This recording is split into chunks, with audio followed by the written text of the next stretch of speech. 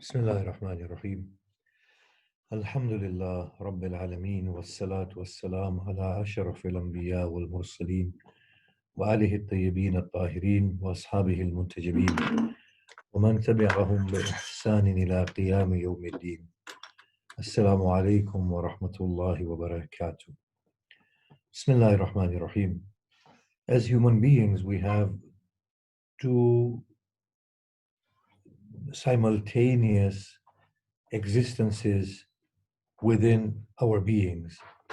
One is on the horizontal, bodily, and worldly axis, and one is on the vertical axis, where the inner being is connected to something more loftier than the body and the worldly.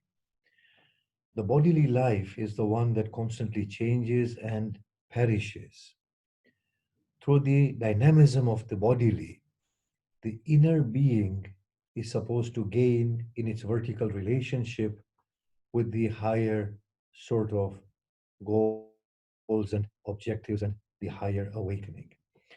Now, we need to know as a faithful community that we are people who already admit to our destiny being with God and beyond this world and worldly. So we already have a head start where we know that the life of this world is a temporary life. As the Prophet described, it's a mere passage or a moment's rest beneath the shade of a tree for a traveler who is swiftly advancing to his or her destiny. So we have this head start that we know where we truly belong. And with that, we should be mindful that our preoccupation should not become bodily per se. And we need to introspect and look into our lives, how much of the vertical relationship is being established through the bodily life, and how much of our life is being spent within the pursuit of the bodily and the worldly that shall perish in any case. So think about this very, very carefully. In our lives, if we are career minded, then pursuing of that career in order to actualize our own human potential for the purpose of securing a good job or wealth or prestige means that that opportunity has been rendered for the body itself. So, therefore, that whole endeavor of pursuing education and a profession becomes bodily and the opportunity is lost. Similarly, when we are in relationships with other people, if that relationship is something that is dragging us down or has the potential of making us feel happy or making us feel sad because we are not getting what we want in the worldly sense, then the opportunity of that relationship in order to gain that vertical completion is wasted again. Similarly, our friends circles, our likes, our dislikes, even our prayers. If we pray to God constantly for good health, and if good health only means the well being of the body, if we pray to God for a long life and life only means living a bit longer in this world, then these prayers are all bodily prayers on the horizontal axis, which is something that is not meant to be permanent. It's the vertical relationship that needs to be established with the higher purpose. So when we examine ourselves, we might find that a lot of our endeavors are actually failed opportunities. We are not making most of them. If we were to rethink into things, then in that case, maybe we can direct the bodily preoccupations and endeavors within the vertical scheme and begin to gain something and evolve. Now, before we go on to that, and I want to talk about that for a moment, let's think about the bodily life. We come into this world without bringing anything with us. We awaken within bodies that are constructed for us within the wombs of our mothers. And we open our eyes once we are out of the womb of the mother. Subsequent to that, whatever we achieve in this world is on the horizontal, it's just worldly. As we progress in life, we lose everything we are gaining to the world again until finally the body decays and we leave. So basically, that particular wise statement is true. We come with empty hands, we leave with empty hands. From that, we should know that the life of this world and the bodily life was never meant to be for itself. It was meant to be for the attainment of something quite noble and something else. Whatever we eat, we secrete and excrete. Nothing but nothing comes with us. We come barren, we leave barren. In that period, therefore, the bodily one, if we fail to activate the inner being and connect with the loftier purpose and establish that vertical relationship, then that would be something of a great calamity and a huge failure for us. For this is the only life we have to the best of our knowledge. Now, with that in mind, think of the verses of the Quran.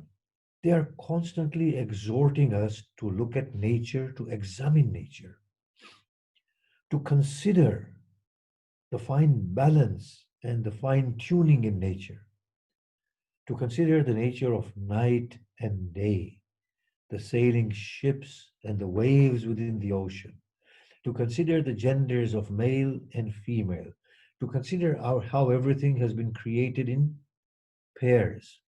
Why would God be constantly telling us this? In order to awaken us to our true nature and true calling, that you need to ask a question: who am I?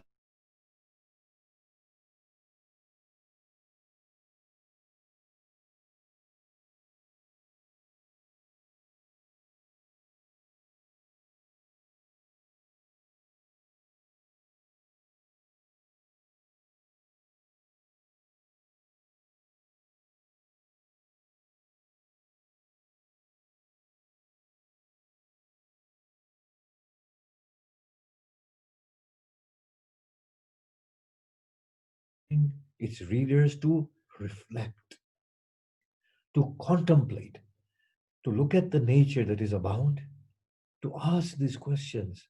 Well, what is happening? How can everything be in such perfect harmony? It is as if the whole world is a living being. It's an organism. The whole universe seems to be a living, mighty being that is unfolding. And I too am a part of its life. And I too am unfolding with the wonderful life of the universe.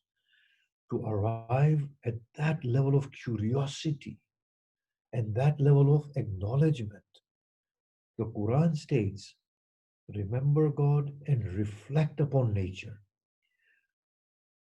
Our reflection upon nature sometimes is also very worldly because the scientific mind is trying to work out the physical properties of the workings of the universe. There again, the endeavor becomes a bodily one. When God says reflect upon nature, what he means is do not exert thought in trying to give it structure. Rather, stand back in perfect calmness and stillness and allow the structure to suggest itself.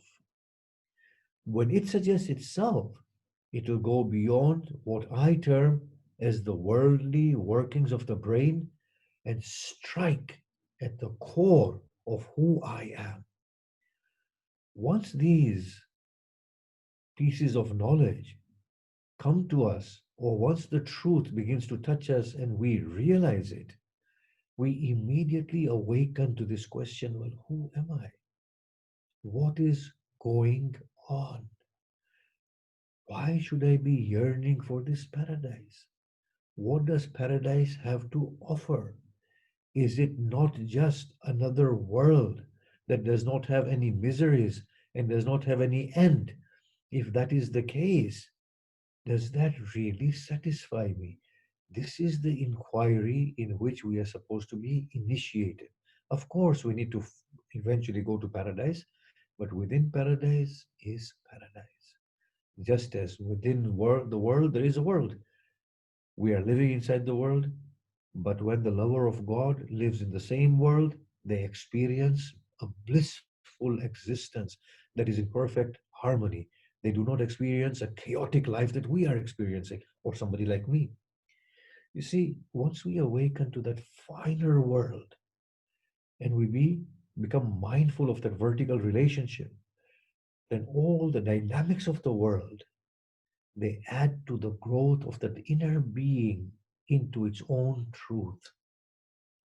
We will not be so preoccupied after that about who is trying to control us, who is trying to force us, who is trying to defame us, who is praising us, who is cursing us, who is loving us.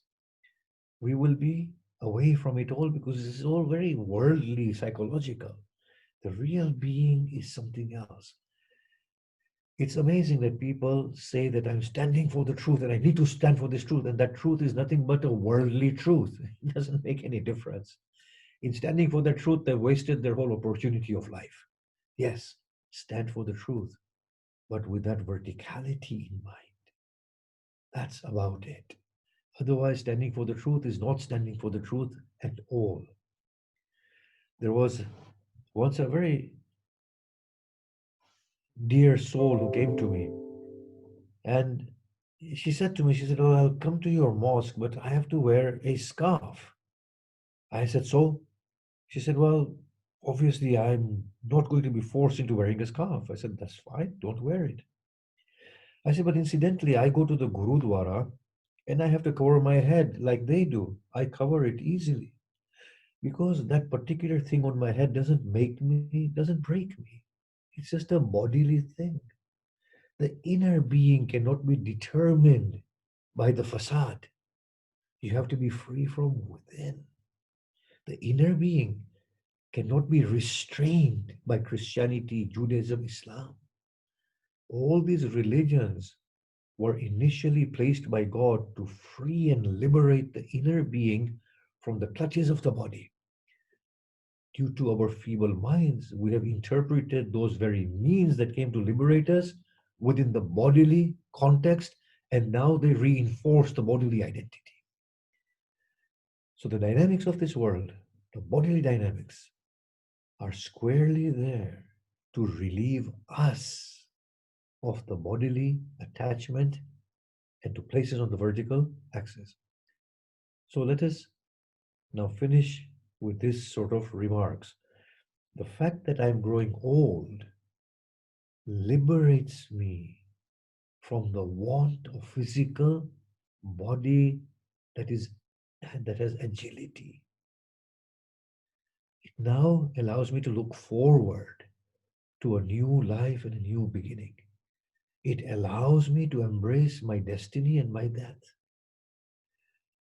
Now that I see that wealth is coming and going in my life, I begin to understand that the true wealth is the wealth that is within, connected with my source, my God. Now that I see that I'm becoming unwell and sick, it allows me to connect with a sort of health in which there is no sickness, the health of the soul, in which there is no greed, in which there is no preoccupation with amassing the world, a soul that can flow in godliness, wealth in abundance. So the withering away of the body and the changing of the circumstances brings such an enlightened state to our minds that all of this change shows that the inner being should also be changing and evolving and blooming and coming to fruition in the embracing of its beauty in the name of his Lord. I will stop there and leave some time for Q&A. Wassalamu alaikum warahmatullahi wabarakatuh.